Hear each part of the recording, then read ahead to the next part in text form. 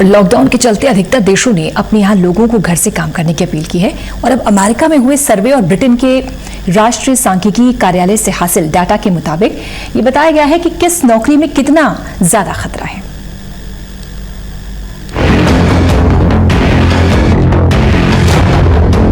दुनिया भर के देश इस वक्त एक बेहद खतरनाक वायरस से जूझ रहे हैं, जिसके कोई स्थायी लक्षण नहीं है, कोई दवा नहीं है, कोई वैक्सीन नहीं है और सबसे ज्यादा खतरनाक है इसका बेहद आसानी और तेजी से फैलना, जिसके चलते दुनिया भर में 3.5 लाख से ज्यादा लोगों की जान चली गई और करीब 56 लाख से ज्यादा लोग इससे संक्रमित हो चुके हैं और ये आंकड़ा दिनों दिन बढ़ता ही जा रहा है। और इसी के चलते दुनिया भर के कई देशों ने लॉकडाउन किया था, जिससे लोग घर पर ही रहे। ऑफिस का काम भी घर से करने के लिए भी लगातार कहा गया और दुनिया भर में करोड़ों लोग लॉकडाउन के दौरान अपने घरों से काम भी कर रहे हैं।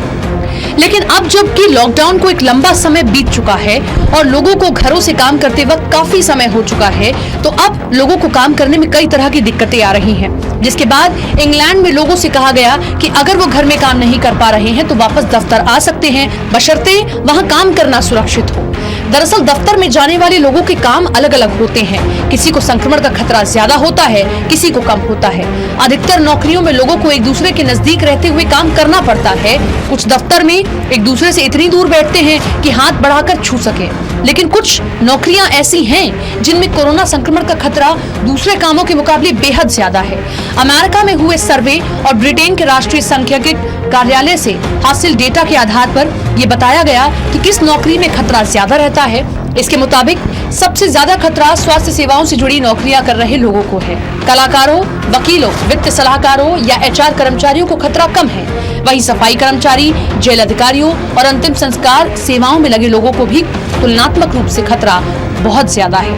कोरोना संक्रमण से हुई मौतों के डेटा के आकलन पर पता चला है कि टैक्सी ड्राइवरों पर खतरा अधिक रहता है। कोरोना संक्रमण में सबसे ज्यादा खतरा उन लोगों को है जिनका लोगों से नजदीकी संपर्क तो रहता है, लेकिन जिनका बीमारियों से एक्सपोजर नहीं रहा है।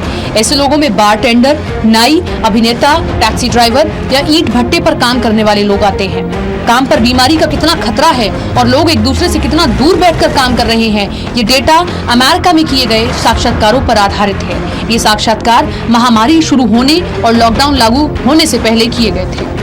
दरअसल कोरोना एक नए तरह का वायरस है, इसलिए इस पर लगातार शोध हो रहे हैं और उसी हिसाब से हर दिन नई जानकारी आ रही है। इसलिए कुछ भी कहना थोड़ा मुश्किल है, लेकिन इस बीमारी से बचना भी है। इसीलिए सबसे जरूरी है जागरूकता, तभी हम बीमारी से सही से लड़ सकेंगे और हरा भी सकेंगे। Special desk, total news.